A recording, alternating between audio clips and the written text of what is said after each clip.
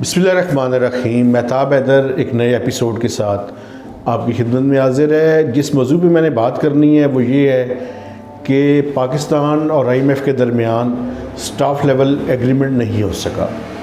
उसकी वजूहात मैं आपके सामने रखना चाहता हूँ। सबसे बड़ी वजह एक ट्रस्ट और क्रेडिबिलिटी गैप है। इस क्रेडिबिलिटी गैप की वजह से IMF कोई भी चीज़ मानने को तैयार नहीं है जब तक हम फौरी और स्ट्रिक्ट किस्म के इक़दामात पे इम्प्लीमेंटेशन न करें। IMF का जो मिशन आया हुआ था, जो 31 जनवरी से लेके 9 फरवरी तक पाकिस्तान में इस्लामाबाद में रहा और 10 दिन तक पाकिस्तान और IMF के दरमियान जो टॉक्स हैं वो जारी रहीं। उन टॉक्स के बावजूद हम IMF को इस बात पे कन्विंस नहीं कर सके कि हमारे और उनके दरमियान एक एग्रीमेंट, एक स्टाफ लेवल एग्रीमेंट जिसको कहते हैं, उस पे साइन हो सके। अब एक्सपेक्टेड ये और शेड्यूल्ड ये है कि कल शाम से, यानी मंडे की शाम से, क्योंकि वाशिंगटन और इस्लामाबाद में टाइम का डिफरेंस है 10 घंटे का, तो शाम से ये टॉक्स दोबारा रिज्यूम होंगी और पाकिस्तानी अथॉरिटीज़ ये कोशिश करेंगी कि ये जो आइंदा आने वाला हफ्ता है इस दौरान स्टाफ लेवल एग्रीमेंट हो जाए और उसके बाद हुकूमत जो है वो इक़दामात करे जो कि IMF की प्रिस्क्रिप्शन के मुताबिक हो। ये जो टॉक्स हुई 10 दिनों के अंदर, ये अभी तक ओपन एंडेड है।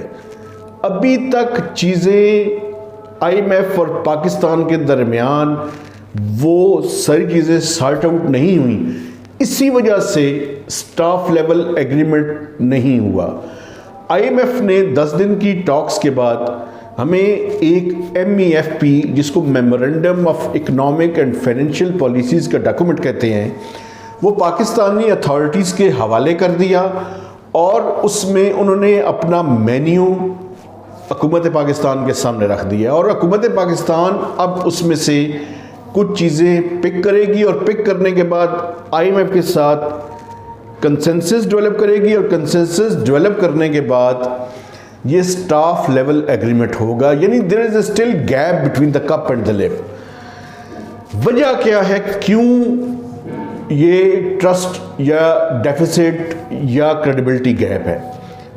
IMF की जो अथॉरिटीज़ जहाँ पे नेटन पॉर्टर की सरबराही में पाकिस्तान के दौरे पे आई हुई थी, उन्होंने पाकिस्तानी अथॉरिटीज़ को बड़ा टफ़ टाइम दिया और वो टफ़ टाइम पे उनके पास भी आर्गूमेंट्स थे, वो मैं आपके सामने रखना चाहता हूँ। उन्होंने सबसे पहले ये कहा कि आप एग्रीमेंट करते हैं और फिर उस एग्रीमेंट को तोड़ते हैं। उन्होंने इमरान खान साहब का हवाला दिया, उनके दौर का। इमरान खान साहब का नाम नहीं लिया, इमरान खान साहब के दौर का हवाला दिया कि जब फरवरी में, लास्ट फरवरी 22 में पाकिस्तान और IMF के दरमियान एग्रीमेंट हुआ और उस एग्रीमेंट के बाद हमने बिल्कुल उसके उल्ट काम किए। IMF के एग्रीमेंट में ये था कि आप पेट्रोलियम लेवी को ग्रेजुअली बढ़ाएंगे, आप टैरिफ को क्वार्टरली टैरिफ एडजस्टमेंट उसकी करेंगे, आप फ्यूल प्राइस एडजस्टमेंट करेंगे।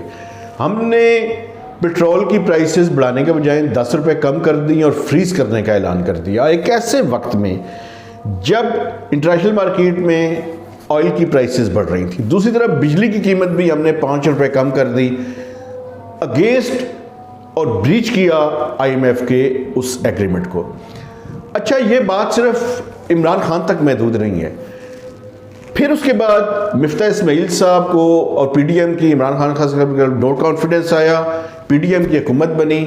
PDM की हुकूमत बनने के बाद मिफ्ता इस्माइल साहब को फाइनेंस मिनिस्टर बनाया गया और बकौल प्राइम मिनिस्टर शहबाज शरीफ साहब के IMF ने नाकू चने चबवाए। जब नाकू चने चबवाने के बाद IMF का प्रोग्राम रिवाइव हुआ, हमने फिर उसकी उल्ट काम करना शुरू कर दिया। IMF के एग्रीमेंट का हिस्सा ये था कि हम पेट्रोलियम लेवी को 50 रुपये पे लेकर जाएंगे और एक्सचेंज रेट को मार्केट बेस्ड रखेंगे। डार साहब को जब इसाक डार साहब को जब फाइनेंस मिनिस्टर का ओहदा जो है वो तफवीज़ किया गया, उसके बाद उन्होंने बिल्कुल उसके उल्ट करना शुरू कर दिया। उसका नतीजा ये हुआ कि एक्सचेंज रेट 3 से 4 हो गए, हमारी एक्सपोर्ट प्रोसीड्स रुकनी शुरू हो गई, रेमिटेंसेस लोगों ने हुंडी और हवाले से भिजवानी शुरू कर दी। ये सारा कुछ हुआ, लेकिन ये जो IMF के साथ टॉक्स नवंबर के पहले वीक में ड्यू थी और नवंबर में कंक्लूड होने चाहिए थी मिड नवंबर तक, वो फरवरी की, आज जब मैं आपसे बात कर रहा हूँ 12 फरवरी हो चुकी है और अभी तक वो जो स्टाफ लेवल एग्रीमेंट है वो कंक्लूड नहीं हुआ। इस दौरान क्या हुआ? इस दौरान ये हुआ कि हमारे जो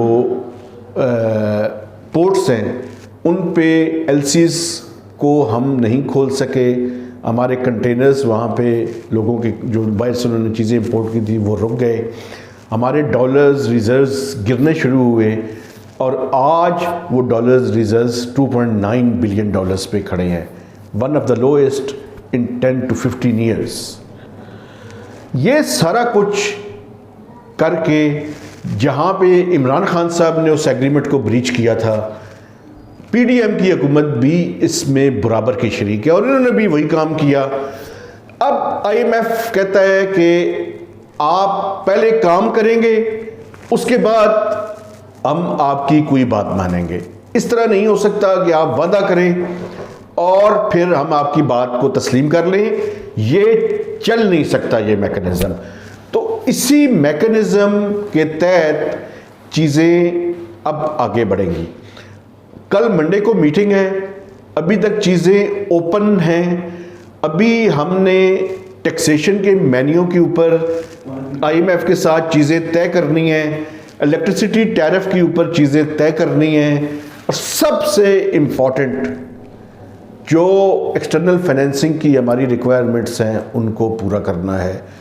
क्योंकि ये जो एक्सटर्नल फाइनेंसिंग की रिक्वायरमेंट है, मैं अभी तक ये कह रहा हूँ कि ये जून के आखिर तक भी हम इस काबिल नहीं होंगे कि आइंदा माली साल के दौरान IMF के बगैर प्रोग्राम के गुजारा कर सकें। क्योंकि 30 जून को ये IMF का जो मौजूदा प्रोग्राम है ये ख़त्म हो जाएगा, लेकिन हमारे पास कोई इसके अलावा हल नहीं है कि हम एक नए प्रोग्राम की तरफ ना जाएं, चाहे हुकूमत किसी की भी हो, टेक्नोक्रेट्स की हुकूमत हो, PDM की हुकूमत हो, इलेक्शंस के बाद इमरान खान जीत जाएं या फौजी आ जाएं या टेक्नोक्रेट्स की हुकूमत बनाए, कोई हल नहीं है सिवाय इसके कि हम IMF के प्रोग्राम के में ना जाएं। तो इस सारी सूरत हाल में आइंदा आने वाले चंद महीने मज़ीद मुश्किलात के महीने हैं। मैं मेरे देखने वालों को डराना नहीं चाहता, लेकिन बहैसियत जर्नलिस्ट एक मैसेंजर की हैसियत से जो हक़ाइक़ हैं उनको छुपाना भी नहीं चाहता। मुश्किल वक्त आ चुका है, अभी मुश्किल फ़ैसले और करने पड़ेंगे, मज़ीद करने पड़ेंगे। आज भी हमारी रूलिंग एलीट ये फ़ैसले करने के लिए तैयार नहीं है। आप सोच लें, इस मुल्क को डिफ़ॉल्ट की तरफ लेकर जाना है या क्या करना है आप लोगों ने, स्टेटस को, या आप ये चाहते हैं कि कबूतर की तरह बिल्ली को देख के आंखें बंद करके आप गुजारा करते रहे। Now it's time is over. अब ये नहीं चल सकता, ये नहीं होगा। आपकी ये यशियाँ आपको ख़त्म करनी पड़ेंगी। पाकिस्तान के अवाम और गरीब अवाम तो पहले ही पिस चुके हैं, अब आपकी बारी है जनाब।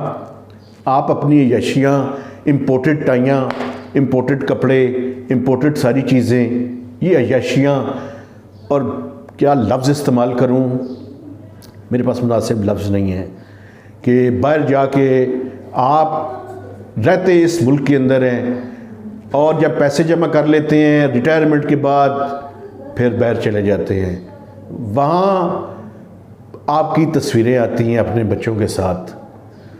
किस तीनत और किस तरह के लोग हैं। मैं समझता हूँ कि अब ये यशियाँ बंद करनी पड़ेंगी, ऐसे नहीं चल सकता। तो अब इसके लिए हमें तैयारी करनी पड़ेगी और पाकिस्तान की खासकर रूलिंग एलीट को तैयारी करनी पड़ेगी।